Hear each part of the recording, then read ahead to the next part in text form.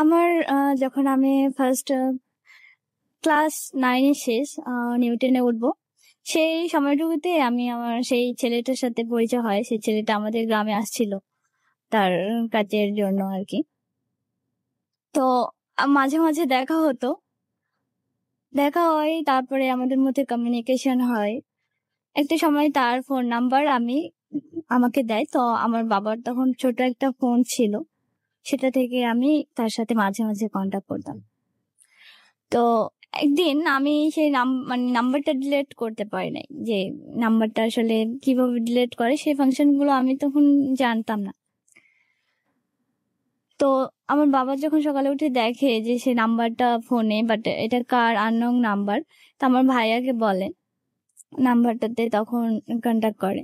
তো সেই ছেলেটার সাথে আমার এই টোটালি যে জানতে পারাটা, সেটা 2 মান্থের মধ্যে এরকম ছিল। তো তারপরে সেই ছেলেটার সাথে যখন আমার ভাইয়া কন্ট্যাক্ট করে তার সামনে যায়, তারপরে তাদের মধ্যে একটা গন্ডগোল সৃষ্টি হয় যে আমার বোনের সাথে কেন এরকম করছো। প্রতিটা ফ্যামিলিতে এরকম যে কেউ চায় না যে তার বোন অন্যজনের সাথে কথা বলুক, আননোন পারসন, বা একটা ভুল ডিসিশন নিক বা কিছু করুক। তো আমার ভাইয়া ছোট থেকে অনেক শাসন করে, বড় ভাইয়া। তো সেখানে আমার ভাইয়া তখন সেই ছেলেটাকে বলেছে আমাদের এলাকায় না থাকতে, চলে যেতে। তো তার বাসা ছিল নাটোরে, তো চলে যায়। তা আমি তখন থেকে আমার ফার্স্ট যে তার উপর একটা ফিলিংস কাজ করতো বা কিছু প্রেজেন্ট, যে একটা লাইফ, বাস্তব লাইফ, সে সম্পর্কে আমি জানতাম না। তো যতটুকু আর কি ফিল কাজ করতো ওর উপরে, তো আমি অনেকটা উইক হয়ে গেছিলাম।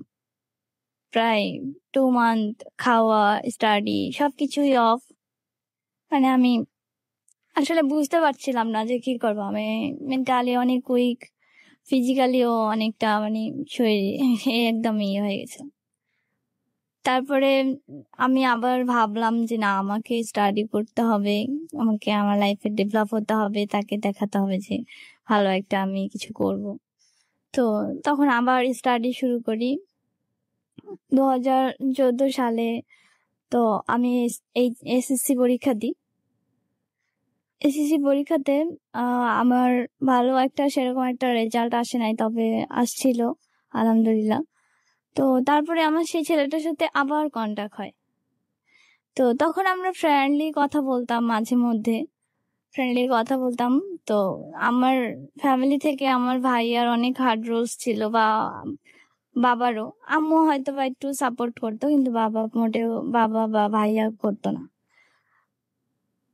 তো বাবা একটু ছিল, কেয়ারলেস ছিল আর কি, যে অতটা করতাম। কিন্তু ভাইয়া অনেক হার্ড রোলস করতো, যে কোনো বিষয়ে বলতো যে এটা করেছো কেন, এটা করবা কেন, এই দিয়ে কি হবে, এরকম এখানে যাওয়া যাবে না, এরকম করা যাবে না, এরকম। তো তারপরে তারা চলে যায় যখন আমি এরকম মেন্টালি শিখছিলাম। তারপর আবার স্টাডি করে এক্সাম দিলাম। তো যখন সেই ছেলেটার সাথে একদিন আমার ঈদের দিন, রোজার ঈদ ছিল, তো আমি বিকেলবেলা সন্ধ্যা একটু আগে কথা বলছিলাম সেই ছেলেটার সাথে, না আরেকটা ফ্রেন্ডের সাথে কথা বলছিলাম। তো আমি তখন ফ্রেন্ডদের সাথে এরকম আড্ডা টাড্ডা দিতাম। তো আমি একটা ছোট বাটন ফোন হচ্ছে যে আমার এসএসসি পরীক্ষার পর কিনেছিলাম। তো ওইটা দিয়ে যখন আমি ফ্রেন্ড সার্কেলদের সাথে কথা বলতাম, তো সেদিন কথা বলতে বলতে ভাইয়া আমাকে দেখেছে যে আমি ফোনে কথা বলছি। তো আমার ভাইয়া আমাকে কিছু না জিজ্ঞাসা করেই আমার গায়ে হাত তুলে আমাকে এত জোর একটা চড় মারে যে আমার ঠোঁট কেটে যায়, ঠোঁট কেটে একদম রক্ত বের হয়। অ্যান্ড যখন আমি ফোনটা দিচ্ছিলাম না, তো গাছের ডাল ভেঙেও আমাকে কয়েকটা মারছে। তো আমি ওখানে অনেকক্ষণ কাঁদছি। তখন তুমি কোন ক্লাসে পড়ো? আমি তখন এই এসএসসি পরীক্ষা দিয়েছো? হ্যাঁ। কলেজে উঠবে, হ্যাঁ, রেজাল্ট দেয়নি তখনো? রেজাল্ট দেয়নি। বাট ওই সময় তুমি নিয়মিত এরকম ফোনে কথা বলতে? নিয়মিত না, কথা বলতাম, কিন্তু ফ্রেন্ডদের সাথে কথা বলতে। হ্যাঁ। আর ওই ছেলেটার সাথে যোগাযোগ করতে না? না, তখন আমার সাথে কন্টাক্ট ছিল না। তখন ওই ছেলের সাথে তোমার যোগাযোগ ছিল না? হ্যাঁ। আচ্ছা, কোন এইরকম কি হয়েছিল যে ছেলেটাকে একেবারে তোমার ফ্যামিলি থেকে বলা হলো যে ওই জায়গা থেকে ছেড়ে চলে যেতে হবে? আসলে গ্রামের লোক তো এরকম তখন ছিল যে এখন যেমন এটাকে সবাই ইজি ভাবে নেয়, রিলেশনশিপ বা অনেক ফ্যামিলি মেনে নেয় যে তারা পছন্দ করেছে বা কিছু, বা তোমার কি ওই ছেলেটার সাথে রিলেশনশিপ ছিল না ফ্রেন্ডশিপ ছিল? তখন আমার তখন রিলেশনশিপ ছিল। রিলেশনশিপ ছিল? হ্যাঁ, মানে এই যে রিলেশনশিপটার বয়স কত যখন তোমার, মানে কতদিন হয়েছিল সম্পর্কটা? 3 মাস হয়েছিল তখন। 3 মাস হয়েছিল। হ্যাঁ। বাসায় জানাজানিটা হলো কিভাবে? ওই যে ফোনে যে আমার নাম্বার ডিলিট করতে পারি ওই কারণে তোমার মানে জেনে গেল বাসায়? হ্যাঁ। আচ্ছা, এই যে ছেলেটা চলে যাওয়ার পরে তোমার সাথে সে আর যোগাযোগ করে নাই বা তুমিও করো নাই? না, মানে তার ফোনও সে বাসা থেকে নিয়ে নিয়েছিল, আর আমার তো ফোনই ছিল না তখন, বাবার ফোন, তো কেউ আমাকে তখন ফোন দিত না। আচ্ছা, ঠিক আছে। তার মানে ওই ছেলেটা চলে যাওয়ার পরে তুমি তোমার বন্ধুদের সাথে কথা বলতে তখন ফোনে? তখন আমি মেন্টালি সিক ছিলাম, তখন আর কারোর সাথে এই যে ফোন মেন্টালি সিক বলতেছো, এটা কিসের জন্য? মানে ও চলে গেছে এই জন্য, এই দুঃখে? হ্যাঁ, আমি অনেক কষ্ট পেয়েছিলাম, কারণ তখন তো আমি আসলে বুঝতাম না যে আচ্ছা, মানে বাস্তব লাইফ কি, তো ইমোশনালি একটা ফিল কাজ আচ্ছা। করতো। তো খুব কষ্ট লাগতো যে না, তাকে পেলে মনে হয় আমি হ্যাপি হতাম, বা হুম। সে কেন চলে গেছে, তাকে ছাড়া আমি বাঁচবো না, আচ্ছা। এরকম টাইপের মানে এরকম একটা অনুভূতি হতো। হ্যাঁ। আর এই জন্য তখন তুমি ওই সময়টাতে আরো বিভিন্ন ফ্রেন্ডদের সাথে ফোনে কথা বলতা। আর এই ব্যাপারটা তোমার ভাইয়াটা নিতে পারে না এবং সে একদিন তোমার থেকে ফোনটা চায়, তুমি ফোনটা দাও নাই। আচ্ছা, ফোনটা দিচ্ছিলা না কেন?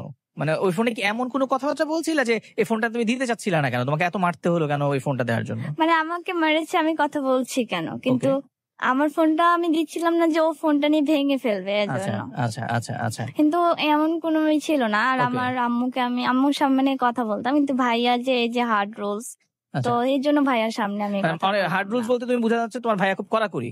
হ্যাঁ, ও, ঠিক আছে। তারপরে কি হলো? তোমাকে অনেক মারলো, তারপর? তখন আমি সেদিন মানে রাত্রে আমার এমন একটা রাগ হলো যে আমি বাসা থেকে থাকবো না।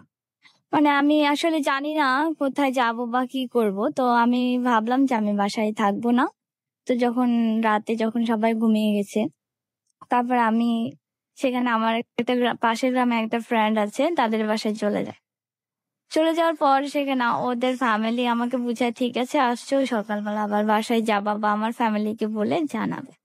তো তারা যখন এভাবে বলে, তো আমি অনেক সকালে উঠে, তো আমি যতটুকু আর কি চিনতাম, সেখানে গিয়ে আমি একটা বাসে উঠি। সেখানে গিয়ে তারপরে আমাকে ফেরিঘাটে নামিয়ে দেয়। সেই জায়গাটার নাম ছিল ফেরিঘাট, ওখানে নামিয়ে দেয়। ফেরিঘাটে নামার পর আমার আমার যে এসএসসি পরীক্ষার সময় আমার উপবৃত্তির টাকা ছিল আমার কাছে 2200 টাকার মতো। তো সেই টাকাটা আমার কাছে ছিল, তো ওইটা দিয়ে আমি একটা ছোট একটা ফোন কিনি। ফোন কেনার পর আমার হচ্ছে যে যে ফ্রেন্ড সার্কেল গুলোর সাথে কথা বলতাম, যে আমরা ছিল, তাদেরকে আমি সবাইকে, যে নাম্বারগুলো মুখস্থ ছিল আর কি, তাদেরকে ফোন দিই। তো যখন আমি ফোন দিই, তো তারা আমার কেউ বাসায় আসে নাই। কিন্তু যে এই ছেলেটার সাথে আমার পরে আবার যে মানে ওই নাম্বারটা আমার কাছে ছিল, তো আমার যখন মাঝে মাঝে ফ্রেন্ডের মতো কথা হতো, তো আমি তখন তাকে আবার ফোন দিই। তো সেই ছেলেটা আবার আমাকে বলে যে ঠিক আছে, তাহলে তুমি রাজশাহীতে আসো। এখানে হচ্ছে যে আমাকে ঠিকানা দেয়, তো আমি তখন রাজশাহীতে আসি। তো রাজশাহীতে আসার পর সে আমাকে ওই যে সব ঠিকানা দেওয়ার পর সে আমাকে ওখান থেকে নিয়ে যায় নাটোরে। তারপরে ওখানে একটা জায়গায় আমাকে বসায়, বসে আমাকে কিছু পানি টানি এসব দেয়, তো আমি ওখানে খাই। তারপরে ওরাও আমাকে বুঝায় আসলে এটা ঠিক না বা কিছু, কিন্তু ছেলেটা আমাকে যে ওই যে আগে ভালোবাসতো and আমিও ভালোবাসতাম, সেটা নিয়ে আমি হচ্ছে যে মানে করতাম যে না, আমি তাও একটা হয়তো বা ভরসার জায়গা পেয়েছি, আমি আর বাসায় যাব না, বা ও যদি আমাকে নাও বিয়ে করে তো আমি তাও বাসায় যাব না। কিন্তু কি করব সেটা আমি জানি না। আচ্ছা, তো তারপরে আমি যখন সেখানে ওর কাছে ছিলাম, তো ওর সাথে যে ফ্রেন্ডরা ছিল, একটা ফ্রেন্ড ছিল, ওই ফ্রেন্ড ওর ফ্যামিলিকে জানিয়ে দেয় ছেলেটার যে আপনার ছেলে একটা মেয়েকে নিয়ে আসছে। তো ছেলেটার আম্মু তখন চলে আসে ওই জায়গাতে। তারপরে আমাকে নিয়ে যায়। নিয়ে যাওয়ার পর ও দাদু বাসায় রাখে। তো দাদু বাসায় তারপরে ওই ছেলেকে ওর আম্মু অনেক মারে। তারপরে বলে কেন এটা করেছো। তারপরে আমাকে নিয়ে আবার ওর ছেলের খালার বাসায় নিয়ে যায়। কিন্তু এগুলো আমি কিছু চিনতাম না, কিন্তু ওই যে ছেলেটা আম্মু অনেকবার করে মানে বলছে যে এটা করা যাবে না, বা ছেলেটার এজ আমার থেকে 2 ইয়ার্স এর বড় ছিল। আচ্ছা, সেও সেরকম একটা ম্যাচিউর ছিল না, আর আমি তো টোটালি না, তখন আমার এজ ছিল 16। আচ্ছা। তো ওখানে নিয়ে যাওয়ার পর ওখানে যখন ওর আশেপাশে গ্রামের মানুষ জানতে পারছে, তো সবাই অনেকজন আসছে। আমার যে সেই ছেলেটার আম্মু আমার উপরেও হাত তুলছে যে আমি বিয়ে দিব না, তুমি কেন আসছো। তো আমাকেও জ্বর টর একদম মারছে। তো আমি একদমই এরকম মানে এই যে আমার একটা ভয় কাজ করছে যে আমি শুধু সেই ছেলেটাকেই চিনি, আর কাউকে চিনি না। আচ্ছা তো সেই ছেলেটা যদি আমার এখন কাছে না থাকে, তাহলে আমি কোথায় যাব, বা এরা যদি অন্য কিছু মানে আমি আসলে বুঝতে পারছিলাম না যে কি করবো। আমার অনেক ভয় করছিল যে এদেরকে তো চিনি না ওই ছেলেকে ছাড়া, আর ওই ছেলেকে বাসায় পাঠিয়ে দিচ্ছে, অন্য জায়গায় ট্রান্সফার করতেছে, যে অন্য জায়গায় নিয়ে যাচ্ছে ওদের ফ্যামিলি, যে আমাকে এক জায়গায় রাখবে, ওই ছেলেকে অন্য জায়গায় রাখবে।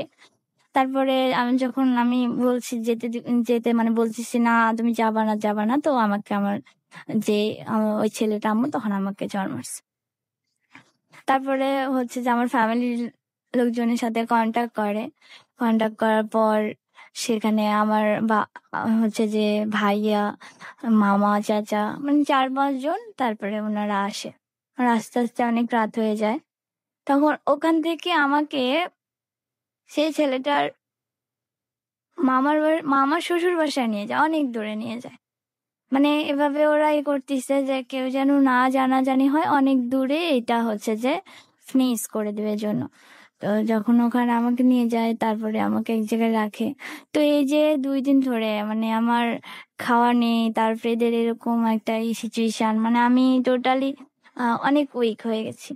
তো তারপরে আমার ফ্যামিলির লোকজন আসে, তারপর ওদের মধ্যে কি কমিউনিকেশন হয় আমি জানি না।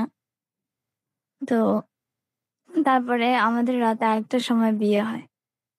বিয়ের পরে আমি আমাদের যে ছেলের বাসায় রেখে গেল, যেটা আমার শ্বশুর বাড়ি হলো, সেখানে রেখে গেল আমার ফ্যামিলির লোকজন, তারা চলে গেল। তো ফার্স্ট দিন এরকম হয়েছে যে আমার যে শাশুড়ি, তারা আমাকে মানে খেতে দেয় না, মানে 12টা বেজে যাচ্ছে, তাও সকাল থেকে খেতে দেয় না, এমনিতেও উইক, তারপর খেতে দেয় না। তো বলতেছে যে আহ বিয়ে করেছো, তো তুমি হচ্ছে যে এখন তোমার বউকে কি খাওয়াবা, তুমি বাজার করে নিয়ে আসো। তো আমার মামা যখন যায় আমাকে রেখে, তো আমার হাতে 400-500 টাকা দিয়ে গেছিল। তো ওটা দিয়ে আমি পরে বলি যে ঠিক আছে, এটা দিয়ে বাজার করে নিয়ে আসো, যেহেতু আর আমার হাজবেন্ডের কাছে তখন টোটাল কিছু ছিল না, সব কেড়ে নিয়েছিল আমার শাশুড়ি। টাকা বা ফোন কিছুই রেখেছিল না। তো তারপরে কিছুদিন যাওয়ার পর 1 মাসের মধ্যে আমার শাশুড়ি এরকম ভাবে প্রেশার দেয় যে তুমি হচ্ছে যে বাপের বাসা থেকে টাকা নিয়ে এসে দাও, আমার ছেলেকে বিদেশ পাঠাবো, এরকম। তো তারপরে আমার বাসায় যে বিয়ের সময় যে খরচটা বা কিছু সবকিছু আমার ফ্যামিলি বিয়ার করছে। হচ্ছে যে কাজী বা আদার সবকিছু যে টোটালি খরচটা হয়েছে যে বিয়েটার সময়, সবকিছু আমার ফ্যামিলি থেকে দিয়েছে।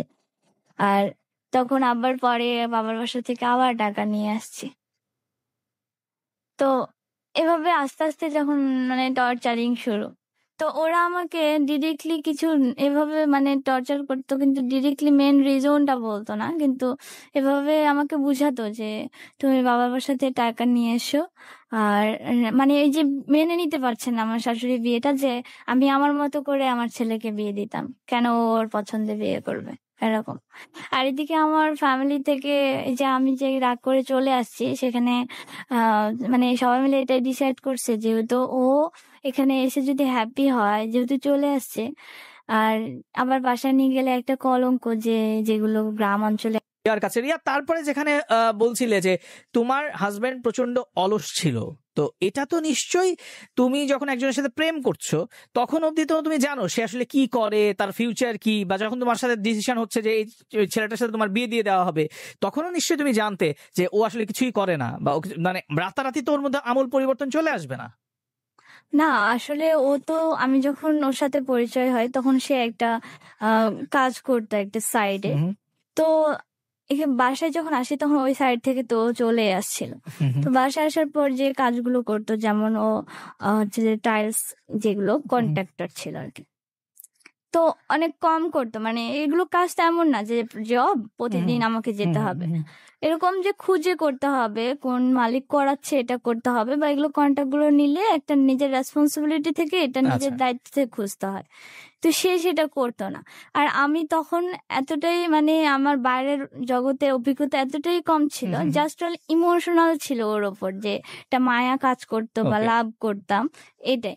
কিন্তু আর আমি কিছু সেরকম ভাবে বুঝতাম না যে ফ্যামিলি মেনটেন করে কিভাবে, ওকে। ওকে। শ্বশুর সংসার কিরকম, কিভাবে আর্ন করতে হয়, এগুলো আমি অতটা বুঝতাম না। তো ক্রাইসিসে যখন বুঝতাম তখন বুঝতাম যে সে তো কাজ করে না, তাহলে কোথা থেকে আসবে। আচ্ছা। কারণ আমি তো বাবার বাসায় আমরা মধ্যবিত্ত ফ্যামিলির, তো কখনো বাবা এরকম আমি হয়নি যে না খেয়ে থেকেছি, কিন্তু শ্বশুর বাড়িতে যে এরকম হয়েছে যে আচ্ছা। তাদের হয়তো বা দিন এনে দিন খেয়েছে, কিন্তু আজকে কি খাবো বা কালকে কি খাবো, মানে কালকে থেকে পরশু কি খাবো, এরকম ভাবে কোনো কিছু থাকতো না। ওকে, তারপরে কি হলো? তো এরকম চলতে থাকে। তো তার হচ্ছে যে মানে এর মধ্যে আরো প্রবলেম হয় যে তার ফিজিক্যালি প্রবলেম থাকে, সেগুলো নিয়েও ফ্যামিলিতে প্রবলেম ক্রিয়েট হয়। তো আমি কখনো এটাকে ইস্যু করিনি লাইফে, যে আমি তাকে এটাই শুধু জাস্ট অনলি আমি ওর জন্য ফিল হতো যে আমি ওকে লাভ করি, আমি শুধু ওকে লাভ করি, ও জাস্ট অনলি আমাকে লাভ করবে, আমার রেসপন্সিবিলিটি নিবে, এটাই ওর থেকে আমি এক্সপেক্ট করতাম। যদি আমি এরকম এখন যেরকম বুঝি, সে তখন সেই টাইমে যদি আমি বুঝতাম, অবশ্যই আমি এগুলো দেখতাম যে তার রেসপন্সিবিলিটি কেমন, কেয়ারিং কেমন, সে আমাকে আসলেই আমরা সংসারে হ্যাপি থাকতে পারবো কিনা বা কন্টিনিউ থাকতে পারবো কিনা, সে কিভাবে মানে আর্ন করবে, এরকম টাইপের। তো তখন আমি এসব সেরকম একটা বুঝতাম না।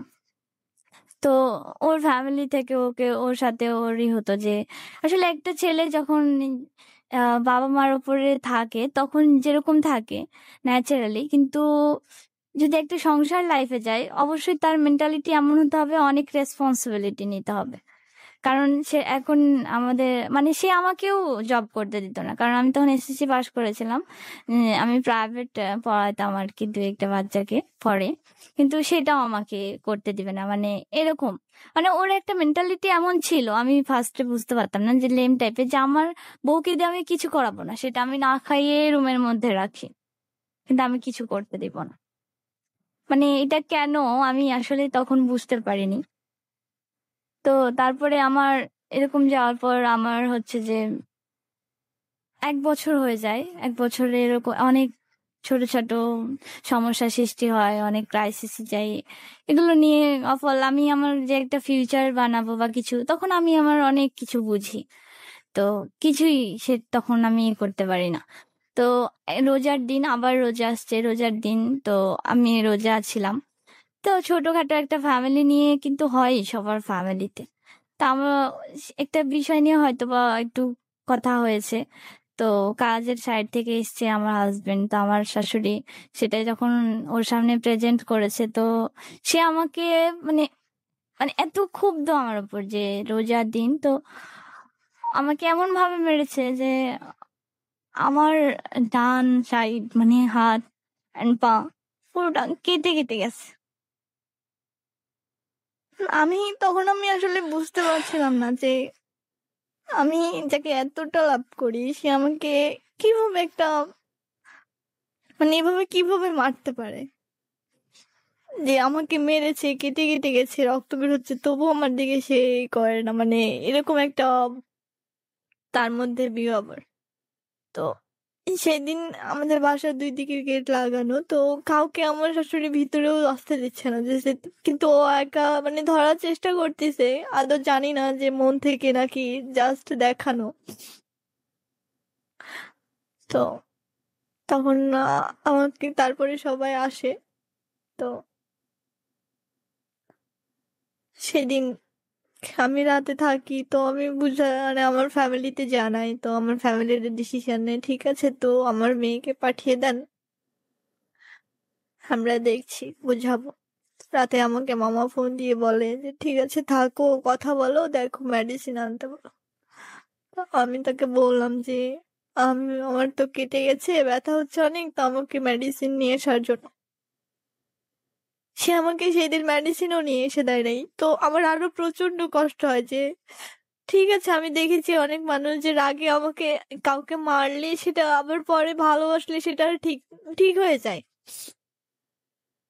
তা আমাকে সেটা সেই দিন হচ্ছে যে মেডিসিনও দেয় নাই। তারপর আমার বাবার বাসায় যাই, সেখানে বাবার কাছে মার কাছে বলি যে আমি মাঝে মাঝে এরকম আমার পেটে পেন করতো, তো তারা আমাকে ট্রিটমেন্টও করায় নাই। আমি বললে বলতো এমনি গ্যাস্ট্রিক প্রবলেম হয়তো বা। তো আমি যখন বাবাকে বললাম, তো 1 সপ্তাহ পর আমাকে ট্রিটমেন্ট করায়, আল্ট্রাসাউন্ড করায়। আল্ট্রাসাউন্ডে ধরা পড়ে যে এরকম রিপোর্ট আসে যে আমি 5 months 15 days প্রেগনেন্ট। তো ওই সিচুয়েশনে আমি আসলে বুঝতে পারছিলাম না যে আসলে কি সত্য। মানে এর আগেও যে আমরা ছোটখাটো এমনিতে বাসায় টেস্ট করেছি, কিন্তু কোনো সময় পজিটিভ আসে নাই। দাদু কি, আমি বিশ্বাস করতে পারছি না। তো আম্মু বলছে হ্যাঁ সত্যই। তো আমি তখন ডিসিশন নিতে পারছি না, কি করব। অনেক কাঁদছি অনেক কাঁদছি। তো আধা ঘন্টা আমাকে ডিসিশন নেওয়ার জন্য টাইম দেয়। তো আমি তখন ডিসিশন নিই, মানে তখন আমার এরকম একটা ফিল কাজ করে যে ওরা আমাকে জাস্ট মারে এজন্য আমার ফ্যামিলি ওদের থেকে আমাকে ডিভাইডেড করে নিতে চাইছে না, ওদের সাথে সেপারেশন করে নিতে চায়। তো আমি আমার এই যে বাচ্চাটাকে কিভাবে মেরে ফেলবো, এরকম একটা ফিল। তো আমি ডিসিশন নিলাম, ঠিক আছে আমি আমার বাচ্চাকে, যদি কেউ না রেসপন্সিবিলিটি নেয় বাবা মা, তো আমি ছোটখাটো কিছু আর্ন করে আমি আমার বাচ্চাকে নিয়ে থাকবো, তাও আমি অ্যাবর্শন করাবো না। আম্মু বললো ঠিক আছে, না করালে ওখানে যাওয়ার দরকার নেই। সেখান থেকে বাসায় আসলাম। বাসায় থাকার পর জানায়নি। তো 15 দিন পর যখন তাদের দিক থেকে আমার হাজবেন্ড যখন আসে আমাদের গ্রামে, তো জানতে পারে আমি প্রেগনেন্ট। তারপরে অনেক রিকোয়েস্ট করে আমার ফ্যামিলিতে, এরকম আর হবে না, আমি এরকম আর করবো না। তারপরে আমাকে নিয়ে যায়।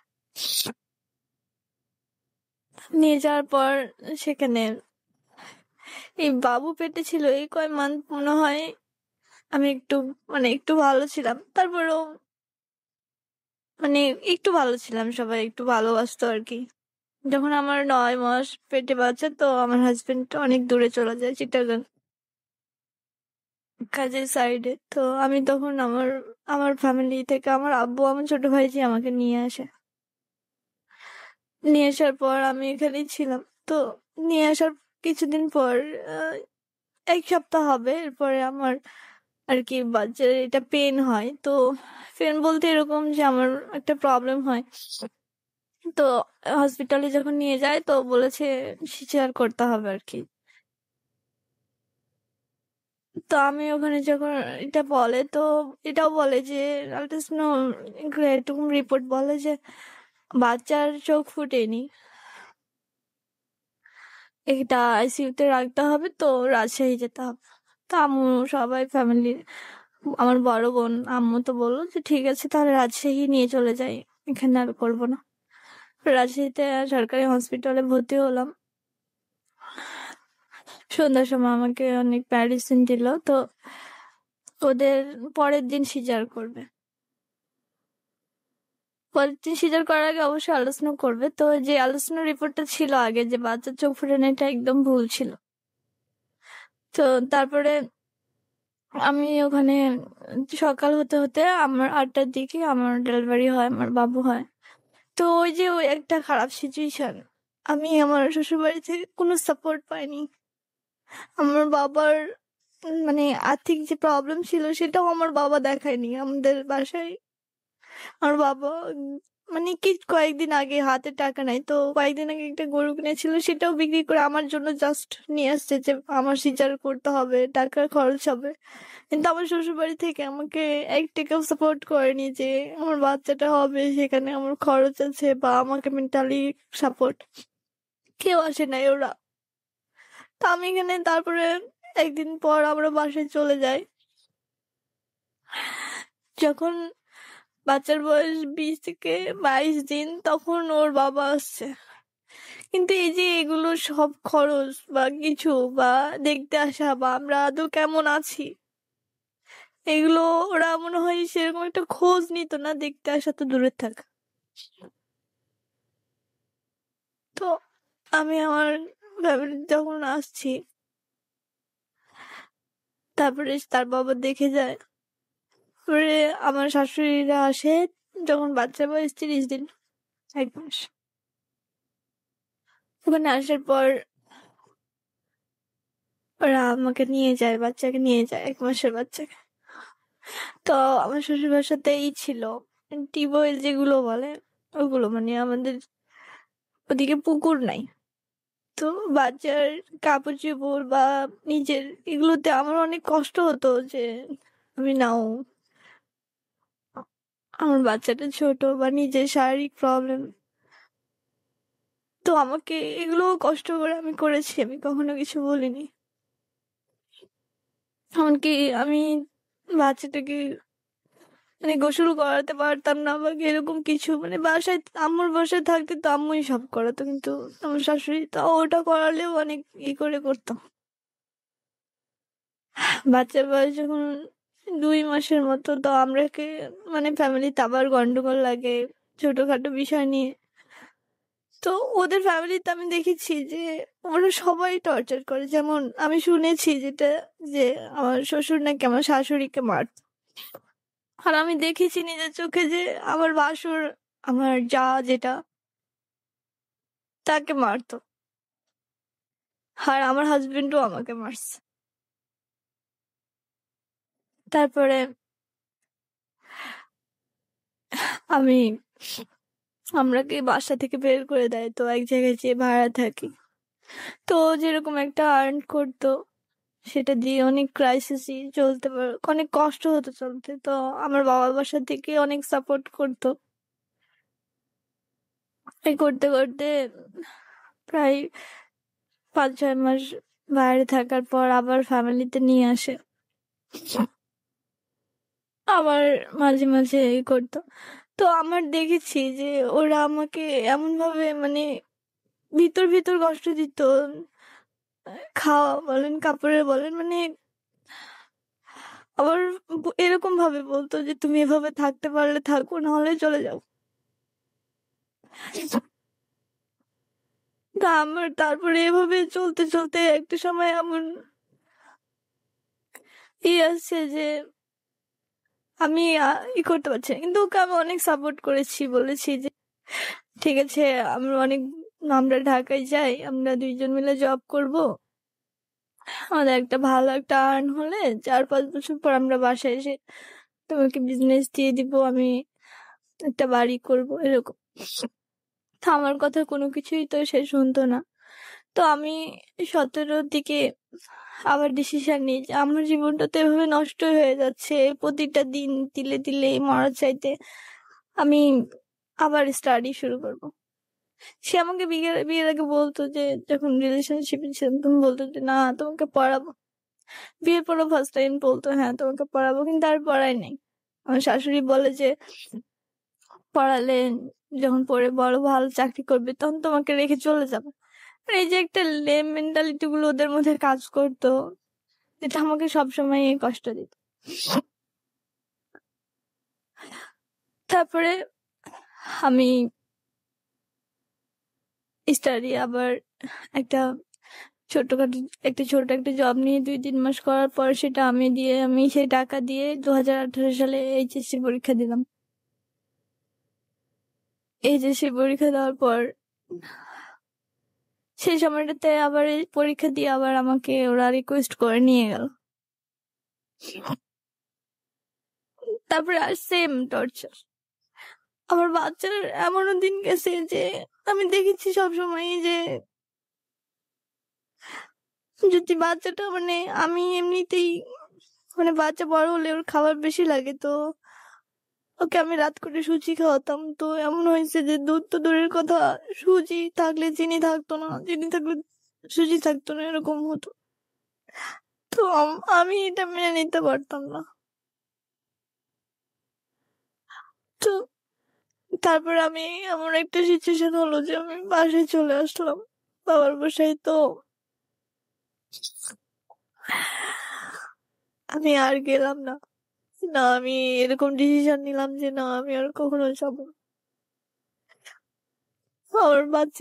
আমার বাচ্চার যেখানে ফিউচার নাই, আমাকে এভাবে তিলে তিলে কষ্ট দিয়ে এই 3-4 বছর থেকে এরকম করতেছে। আমি না পাচ্ছি আমার শ্বশুর শাশুড়ির থেকে এরকম কিছু, না পাচ্ছি হাজবেন্ডের। তারপর আমি আর গেলাম না। 19 সালে আবার আমি পার্স কোর্স ডিগ্রিতে ভর্তি হলাম, ঢাকা আসলাম। আমার চাচাতো বড় ভাই আছে গাজীপুরে, সেখানে আসলাম, ওখানে একটা জব নিলাম। জব নেওয়ার পর থাকলাম, ওটা দিয়ে আমি বাচ্চার জন্য দুধের টাকা পাঠাতাম। ছোট বাচ্চাকে আমি রেখে আসছি। আমার এত পরিমাণ কষ্ট লাগতো যে বলার মতো না। এখনো কষ্ট হয় অনেক বাচ্চাটাকে দূর। ছিলাম, কিন্তু এখন মনে হচ্ছে ডিসিশনটা পাল্টাতে হবে। এক্স্যাক্টলি, ডিসিশন পাল্টাতে হবে, কারণ এটা কোনো ভালো ডিসিশন হতে পারে না। আমি জানি না কোন সিচুয়েশনে কোন ধরনের ডিসিশন তুমি নিচ্ছ, বাট যদি আজকের এপিসোড থেকে খানিকটা হলেও তুমি নিজের ডিসিশনটা পরিবর্তন করে থাকো, তাহলে আমার এই এপিসোডটা সার্থক। চলো, তারপরে কি হলো রিয়া, শুনি। এরপরে তুমি ঢাকায় চলে এলে তোমার বাচ্চাকে রেখে। জি, তারপর আমি একটা জব নিই, এটা গার্মেন্টসে। কারণ এমনিতে ন্যাচারালি জব অনেক কম পাওয়া যায়, তো সেখানে আমি জব করতে থাকি। বাচ্চার জন্য মাসে মাসে যা পারি টাকা পাঠাই, বাচ্চার দুধের জন্য দুধ কিনে খাওয়াই আম্মু। তো আমার আম্মু যেটা করেছে আমার বাচ্চার জন্য, আসলেই আমি কখনো, এমনিতেও মা বাবার ঋণ শোধ করা যায় না, তারপরও আলাদাভাবে বলতে গেলে যে আমার ছেলের যদি আরেকটা মা থাকে সেটা আমার আম্মু। আমার আম্মু আমার বাচ্চাকে অনেক যত্ন করে পালছে, এখনো পালতিছে তাকে। আমি হয়তো বা মাঝে মাঝে যখন বাসায় যাই একটু শাসন করি বা কিছু, কিন্তু আম্মু সেটাও করে না, অনেক বেশি ভালোবাসে, কেয়ারিং সবকিছুই। তো আমি যখন ওই ফ্যামিলিতে ছিলাম আমার শ্বশুর বাসায়, একদিন আমি বলছিলাম রাগ করে যে আপনাদের বাচ্চাকে রাখেন, আমি চলে যাব। তো আমার শাশুড়ি বলছিল না, আমি বাচ্চাকে রাখতে পারবো না। কারণ সেদিন থেকে বুঝেছিলাম যে আসলে তারা বাচ্চাকে, তো মানে আমি আছি বিধায় হয়তো বা তারা একটা সম্পর্কের খাতিরে হয়তো বা বাচ্চাটাকে করে। এখন আমি এটা করতেছি, আরো বেশি ভালো করে বুঝতে পারি। তা আমি এখানে থাকতে থাকতে, আমি ঢাকায় এভাবে করতে করতে আমি তাকে বলি, তখনও আমার ডিভোর্স হয়নি, তো বলি যে ঢাকায় এসে একটা ভালো জব নিয়ে আমরা দুইজন আর্ন করি, আবার করি, আবার সুযোগ দিই। কারণ আমার লাইফ আমি চেয়েছি ওকে নিয়ে থাকতে, যে আমি ওকে আসলে এই যে ছোট মানে ফার্স্ট টাইম যে একটা ইমোশনের উপরও অ্যাটাক করছে, সেটা আমি কখনোই সরাতে পারিনি, আজও না। বলবো এখনো ওকে অনেক আমি লাভ করি। মনে হয় এরকম ভাবে কাউকে কখনো লাভ করতে পারবো কিনা জানি না, তবে এখনো করি, করেছি, করবো হয়তো বা। তো তারপরে আমার বাচ্চা এখন আম্মুর কাছেই থাকে, ওখানে বড় হয়, আমি মাঝে মাঝে যাই। তো যখন অনেকদিন পর গেলাম তখন বাচ্চা তো অনেক ছোট, আম্মুকেই দেখে, তো আমার আম্মুকেই মা বলে। তো এত পরিমাণ আমার কষ্ট হয় যে আসলে যদি কোনো জায়গায় যে যদি মানে চিৎকার করে কাঁদা যাইতে হয়তো বা, তাও মানে এটা কান্নাটা শেষ হবে না এরকম, যে আমার বাচ্চা আমার আম্মুকে মা বলে, আমাকে বলে না। তো আমার আম্মু ট্রাই করে যে না তোমার আম্মু এটা, আমি না, তো নানু বলবো আমাকে, আমি কথা বলতে শিখে ফার্স্ট। তো তারপরে আমার আমি তখন করলাম, অনেক ঘন ঘন বাসায় যাইতাম, 1-2 মাস পর পর বাসায় যেতাম, বাচ্চার জন্য অনেক কিছু নিয়ে যেতাম, ও অনেক হ্যাপি হতো। কারণ আমার ফ্যামিলিতে আমার ছোট ভাই মাদ্রাসায় পড়ে, সেখানে বাবাকে দিতে হয়। আমার বড় ভাই আলাদা হয়ে গেছে, ওরা আলাদা জায়গায় থাকে, আমার বাবাকে কোনো সাপোর্ট করে না। আর এগুলো হওয়ার পর আমার ভাইয়ের সাথে আমার সম্পর্ক ভালো না, সে আমার ভাই আমার সাথে কথা বলে না, আমিও বলি না। এমনি হয়তো এমনিতে একটু কথা হয় ফর্মালিটির মতো। আমার বড় বোনও ওর সংসার নিয়েও ব্যস্ত। তো সবকিছু মিলায় আমি বাসায় গেলে যা পারতাম নিয়ে যেতাম। তো যখন ঘন ঘন যেতে লাগলাম তখন আস্তে আস্তে আমাকে মা বলতে লাগে, আম্মু বলে। তো আমি ওর প্রতি মানে টান দেখতাম না যে আমি চলে আসছি ও কান্না করবে, এরকম কিছু না। আবার গেলে 2-1 দিন পর মিশতো আমার কাছে, মানে বুঝতো না যে আমি ওর মা। তো আমার এরকম মনে হতো যে আসলে এরকম মা হওয়ার তো কথা ছিলাম না আমি, হয়তো এই ভুলের কারণে হয়ে গেছি। তো এরকমটাই স্বাভাবিক, কারণ আমরা আমার যদি আবার নিজের জায়গা থেকে বলি যে আমার মা বা বাবার মধ্যে যদি একজন না থাকতো, তাহলে আমি হয়তো এটা ফিল করতাম যে আমার বাবা নাই বা মা নাই, খুব কষ্ট হতো আমার। তো ও তো অনেক ছোট, হতে হয়তো ও বাস্তবতা জানে না, কিন্তু এই যেগুলো দেখে ওর তো অনেক কষ্ট হয়। ও যখন বুঝতে শিখবে তখন আরো বেশি কষ্ট হবে। তো আবার এই যে ঢাকা থাকার পর আমি আবার বাসায় গেলাম 19-20 দিকে, পরে আবার পরীক্ষা দিলাম, ফার্স্ট ইয়ারের পরীক্ষা দিলাম, তখন জব নাই। আবার ফেব্রুয়ারিতে এসে আবার আমি সাভারে জব নিলাম। তারপরে এই তো ওখানেও আমার প্রতিদিন স্ট্রাগল করে দিন কোন রকম যাচ্ছে। সো এখন বর্তমানে তোমার হাজবেন্ডের সাথে তোমার ডিভোর্স হয়ে গেল, তাই তো? হ্যাঁ, আর 20 সালের মার্চে আমার এটা ডিভোর্স হয়ে গেল। তোমার বাচ্চার কোনো খোঁজ খবর তোমার মানে তার বাবা বা তার ফ্যামিলি থেকে মানে নেয়? এই যে 19 সালেই আমাদের ওই যে তালাক পেপারটা হ্যাঁ পাঠাইছে ওরা। হ্যাঁ তারপরে আমরা যে একটা মানে আমি আর গেলাম না, ঢাকায় চলে হ্যাঁ আসলাম। হ্যাঁ তার মধ্যে আবার যখন 19 সালে যখন আমার এই যে হ্যাঁ তালাক পেপারটা পাঠায় আমার বাসায়, তারপর আমি কিছুদিন 15 দিন পর গিয়ে সেটাকে কি করব বুঝছিলাম না। তো দেখলাম যে ওরা আসলে যদি রেসপন্সিবিলিটি নিত তাহলে নিজের থেকেই নিত। আচ্ছা, তার বাবা কখনো তোমাকে ফোন দেয়া বা তোমাদের না, ফ্যামিলিতে ফোন দিয়ে যে তার বাচ্চা কেমন আছে এরকম কোনো খোঁজ খবর কি মানে নিয়েছে? নিল কেমন, বাচ্চা তো কথা বলতে চাইতো না, কারণ ওরাকে তো সেভাবে চিনতো না বা ওরা দেখতে আসতো না, ফোনে কিভাবে বুঝবে ও। আচ্ছা আচ্ছা আচ্ছা তো তারপরে আমি 19 সালে তখন আমি একটা আমাদের নওগাঁ থানায় কোর্টে আমরা ল্যাবে একটা অভিযোগ করি। ওখানে আমার একটা আপু হেল্প করছিল অনেক, আজকে ওনার সাথে হয়তো আমার কন্ট্যাক্ট নাই। তো উনি আমাকে হেল্প করছে, তারপরে ওখানে আমি একটা অভিযোগ করছি। তারপরে ওনারা আমাকে এটা সম্পূর্ণ মানে সবকিছু বিষয়টা ক্লিয়ার হতে হতে মার্চ মাসের 15 তারিখ 2020 এসে গেছে, হুম হুম হুম। 19 থেকে। তারপর এটা ক্লিয়ার হয়েছে। তো ওনারা আমাকে কিছু টাকা মোহরানা দিয়েছে, কিন্তু বাচ্চার কোনো রেসপন্সিবিলিটি নাই ওরা। ওকে তো আমার সবাই বলছিল যে ওটার জন্য একটা অভিযোগ করার জন্য। তো আমি বলেছিলাম যে সেখানে যদি তাদের নিজের রক্ত একটা বাচ্চা, হয়তোবা আমার সাথে আমি ম্যাচুয়ার, তো আমার সাথে হয়তোবা তারা আন্ডারস্ট্যান্ডিং হোক, যে বিষয়গুলো দিয়ে হোক, আমার ফ্যামিলি থেকে ওদের টাকা দিতে পারেনি, এগুলো বিষয় দিয়ে হোক, যেগুলো দিয়ে হোক, আমার সাথে হয়তোবা খারাপ একটা সম্পর্ক তৈরি হয়ে গেছে। আচ্ছা তো ওটা তো ওদের বাচ্চা। তো সবারই নিজের মেন্টালিটি থেকে এরকম থাকবে যে আমাদের বাচ্চা, আমরা আমাদের দায়িত্ব, রেসপন্সিবিলিটি। হুম হুম হুম। তো ওরা আমাদেরকে বাচ্চার কোনো রেসপন্সিবিলিটি নেয়নি, তো আমি আর কিছু বলি নাই। তো এই যে এতদিন থেকে বাচ্চাটা যে থাকে,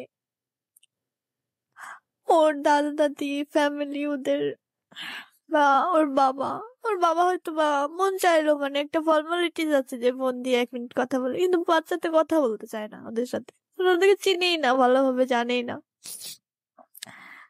তে ওরা কি পারতো না একটা বার এসে বাচ্চাটাকে দেখে যাইতে?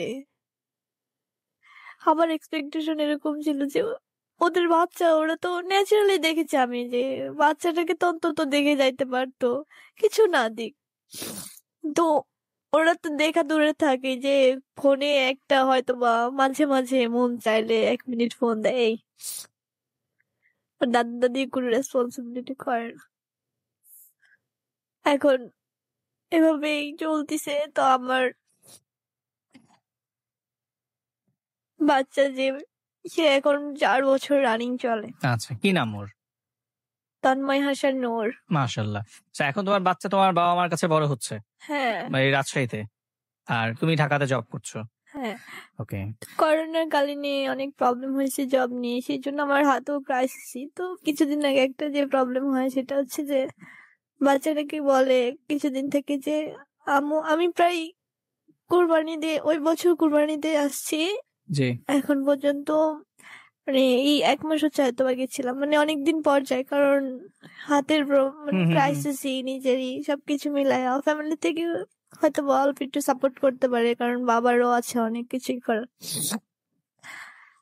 তো বাচ্চা যখন মাঝে ফোনে ফোনে বলে যে আম্মু আমি গাড়ি নিবো, বা আম্মু আমার এটা খাইতে ইচ্ছে করে, আমাকেই বলে বেশি, কারণ আমি অনেকদিন পর যাই, আমি ওর ইচ্ছেগুলোকে পূরণ করি যতটুকু পারি, আল্লাহ আমাকে দেয়। তো আমাকে বলে, তো আমার অনেক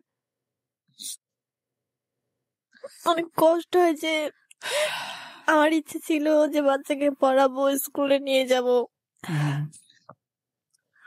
কারণ আমি যতটুকু ছোট থেকে আলহামদুলিল্লাহ ট্যালেন্ট ছিলাম, সায়েন্সে পড়েছি। তো আমার এরকম একটা ছিল যে আমি নিজে জব না করি, বাচ্চাটাকে অন্তত আমি ভালো করে একটু মানুষ করতে ইনশাআল্লাহ পারবো। অবশ্যই হবে, অবশ্যই হবে।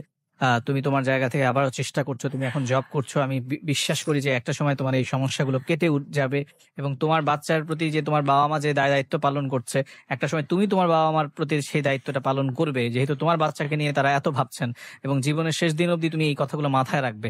মানুষ যেটা হয় যে যখন তার সমস্যা কেটে যায় তখন সে অতীতকে ভুলে যায়, আমার বিশ্বাস তুমি সেটা কখনো ভুলবে না। অ্যান্ড আমরা শোয়ের একেবারে শেষ পর্যায়ে চলে আসছি। তোমাকে যদি আমি সরাসরি প্রশ্ন করি যে তোমার আজকের এই এপিসোডে তো আমরা অনেক কথাই শুনলাম, তুমি একটা মানুষ হিসেবে তোমার কখন মনে হয় যে আমি যদি এই কাজটা না করতাম তাহলে হয়তো আমার কখনো এই অবস্থায় আসতে হইতো না? কোন কাজটা না করলে হতো না মনে হয়, মানে মূল ভুল কোনটা ছিল তোমার জীবনের? আমার জীবনের মূল ভুল হচ্ছে এটাই যে ফ্যামিলির যে শাসনটা, সেটাই মনে হয় আমার লাইফে পারফেক্ট ছিল, কারণ সবাই চায়, আমিও এখন আমার জায়গা থেকে আমার ছোট ভাই বা আমার বাচ্চাকে আমি শাসন করি যে এটা করলে খারাপ হবে, কারণ আমি বুঝি যে এটা করলে আসলেই খারাপ হবে। রাইট। তো সেই শাসনটাই আমার লাইফের পারফেক্ট ছিল বা ঠিক ছিল, সেটাই যে আমি বুঝতে পারি নাই। সেই যে বাসা থেকে বের হয়ে যাওয়া, একটা এই যে এরকম একটা রং ডিসিশন নেওয়া, একটা ভুল মানুষকে বিয়ে করা না বুঝে, এটাই আমার লাইফের এই মাসুলগুলো দেওয়ার মূল রিজন। এক্স্যাক্টলি।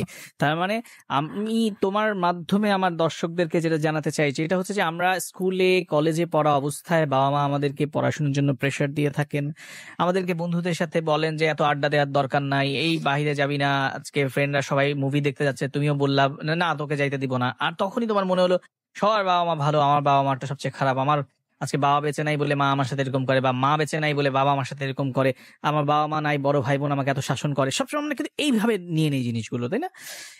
একটু পরিবর্তন আনা দরকার, একটু পরিবর্তনটা নিজের ভেতর থেকে আনতে হবে। যে মানুষগুলো তোমাকে সকল স্বার্থের ঊর্ধ্বে বাসায় রেখেছে, খাওয়া দাওয়া করাচ্ছে, তোমার নিরাপত্তার কথা ভাবছে, তোমাকে পড়াশোনা করাচ্ছে, তোমার ভবিষ্যৎ নিশ্চিত করার জন্য তোমাকে এতগুলো প্রেশার দিচ্ছে, তারা কখনো তোমার খারাপ চাইতে পারেন না। হয়তো তোমার একটা ছেলের সাথে পরিচয় হয়েছে, তুমি তখন সদ্য ক্লাস 9-এ পড়ো বা 10-এ পড়ো, ছেলেটার সম্পর্কে তুমি যেভাবে ভাবো তোমার বাবা মা হয়তো সেভাবে ভাববেন না, কারণ তারা পৃথিবীটাকে তোমার আমার চাইতে অনেক বেশি দেখেছেন। তারা চিন্তা করেন তাদের চিন্তাধারা থেকে, তারা মনে করে থাকেন যে ক্লাস 9-এ পড়া একটা মেয়ে যে ডিসিশনটা নিতে যাচ্ছে সেটি ভুল হতে পারে। তো এই জায়গাটা থেকে তোমাকে সবসময় কি হয় যে আমরা ছেলে মেয়েরা যখন কোনো প্রেমে পড়ে যায়, কাউকে ভালো লাগে, বাসা থেকে যখন বলে যে না এটা করা যাবে না, প্রেম করলে কিন্তু বাসা থেকে বের করে দিব, এই ধরনের কথাবার্তাগুলো যখন হয় তখন আমরা পুরোপুরি ভেবেই নেই আমাদের বাবা মা হচ্ছে ভিলেন আর আমাদের প্রিয় মানুষটা হচ্ছে নায়ক বা নায়িকা চরিত্র, এবং নিজেকে আমরা তখন ভেবে নেই যে আমি হচ্ছে একমাত্র অসহায় মানুষ। এই ধারণাটা থেকে বের হতে হবে, একটু ধৈর্য ধারণ করতে হবে।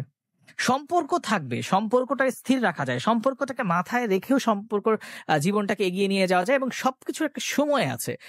যেই বয়সে রিয়া বাসা থেকে পালিয়েছিল, যেই বয়স থেকে ও বেরিয়ে গিয়েছিল, যেই বয়সে সম্পর্কে জড়িয়েছিল, সেটি হচ্ছে সমস্যা। সম্পর্কটা কিন্তু সমস্যা নয়। প্রত্যেকটা জিনিসের একটা নির্দিষ্ট সময় থাকে, যেই সময়ের কাজ যদি আমরা সময়ে না করি তাহলে পৃথিবীতে কোথাও না কোথাও গিয়ে হিসেবের খাতায় কিন্তু গরমিল হবেই হবে। এটা বারবারই প্রমাণিত হচ্ছে আমাদের লাভ স্টোরিতে। আর অভিভাবকদের উদ্দেশ্যে শুধু এইটুকু বলবো যে এই এপিসোডটা আপনারা যারা দেখেছেন, সন্তানের ভালো বা অভিভাবক হিসেবে আপনি আপনার বড় ভাই বোন হয়ে থাকে, আপনার ছোটদের নিশ্চয়ই ভালোটা আপনি চাইছেন, কিন্তু এই যে ভালোটা চাইছেন এটার বহিঃপ্রকাশটা হয়তো একটু ডিফারেন্ট ভাবে আমরা করে ফেলি। অনেক সময় অনেক বেশি আমরা বকাঝোকা করি, গালাগালি করি, মারামারি করি, হ্যাঁ, যা তা বলে ফেলি। কিন্তু আমরা জানি না যে এই বাচ্চাগুলো বা এই যে এই বয়সটা, বিশেষ করে বয়ঃসন্ধি যে কালটা, এই কালটা আমি আপনি সবাই আমরা পার করে আসছি, আমরা ভুলে যাই আমাদের অতীতটা। এটা হচ্ছে একটা বড় প্রবলেম। হ্যাঁ, ধরেন আমার একটা মেয়ে আছে, সো আমি জানি যে ওকে কিভাবে ট্রিট করতে হবে, কারণ আমার সাথে যা হয়েছে, আমি যদি সেম কাজটা আমি আমার মেয়ের সাথে ঘটাইতে চাই তাহলে আমি যে ভুলগুলো করেছি সেই ভুলগুলো আমার মেয়েটা করতে পারে। তো এই ব্যাপারটাকে আমাকে বুঝতে হবে। আবার আপনি যখন একজন অভিভাবক, আপনাকে এটা ভাবতে হবে, আপনিও কি কৈশোরে ভুল করেন নাই? আপনিও কি কোনো একটা ভুল ডিসিশন নেন নাই? আপনারও কি মন কিছু চায় নাই? তখন আপনাকে যেভাবে রিয়েক্ট করেছে, আপনি যদি এখনো এই 2021 সালে এসে আপনার বাচ্চার সাথে সেই রিয়েক্ট করতে চান, সেটা ঘটবে না, সেটা ফলাফলটা খারাপ হবে। এই জন্য আমি রিকোয়েস্ট করবো, শাসন অবশ্যই করবেন, তবে সেটার ওয়েটা ডিফারেন্ট হতে হবে। সবসময় শুধুমাত্র বাসা থেকে বের করে দেয়া, সবসময় শুধুমাত্র ওর উপরে ডমিনেট করা, এটা কিন্তু শাসন নয়। শাসনের আর অনেক ভাষা আছে। আমরা এগুলো একটু শিখি, আমরা নিজেরা নিজেদের উদ্যোগে শিখি। ইউটিউবে প্রচুর ভিডিওস পাওয়া যায় এখন, এগুলো দেখতে পারেন। সময়ে অনেক কিছুই তো সময় নষ্ট করে দেখেন, এগুলোও দেখবেন। যখন আপনি বড় ভাই বোন, আপনি যখন দায়িত্ব নিতে যাচ্ছেন, ছোট ভাই বোনকে পড়াশোনা করাতে চাচ্ছেন, তাকে ভালো রাখতে চাচ্ছেন, তখন ওই একটু সময় দিন তাকে। এবং আমি বিশ্বাস করি যে দুপক্ষকেই এখানে এই স্টোরি থেকে মেসেজগুলো নিতে হবে। তুমি যদি ছোট হও, ক্লাস 8, 9, 10-এ পড়ো বা কলেজে পড়ো বা ভার্সিটিতে পড়ো, তোমাকে বুঝতে হবে যে খালি বাসা থেকে বের হয়ে গেলেই সমস্যা সলভ হয়ে যাবে না। আর তুমি যদি আমার অভিভাবক হও, গার্ডিয়ান হও, তা তোমাকেও বুঝতে হবে শাসনের ভাষাটা কিরকম হইতে হবে, যাতে করে তোমার সন্তান ধৈর্যহারা হয়ে, তোমার ছোট ভাই বোন ধৈর্যহারা হয়ে এমন কোনো ভুল ডিসিশন না নিয়ে নেয় যাতে তোমার মূল উদ্দেশ্যটাই নষ্ট হয়ে যায়, বরং সারা জীবন কিন্তু তখন তোমাকেই আবার কষ্ট পাইতে হবে। এই যে সম্পর্কটা থেকে এত কিছু হলো, এই যে শাসন করা থেকে এত কিছু হয়ে গেল, এখন কিন্তু উল্টো হলো, বাবা মা ভাই বোনের মধ্যে সম্পর্ক খারাপ হয়ে গেল, নতুন একটা বাচ্চা পৃথিবী এলো, সেই বাচ্চাটার ভবিষ্যৎটা নষ্ট হয়ে গেল, মানে সবকিছু মিলিয়ে ব্যাপারটা আরো বাজের দিকে চলে গেল, তাই না? তো এই জন্য আমি বলবো যে আমি আমার যে সাধারণ মানুষ হিসেবে আমার সাধারণ যতটুকু বুদ্ধিমত্তা, সেটা আমার মনে হয় উভয় পক্ষকে এখানে আমাদেরকে আসলে বুঝতে হবে। ছোটদেরকে ছোট বিহেভিয়ারই করতে হবে, বড় হয়ে যাওয়ার চেষ্টাটা কমাতে হবে।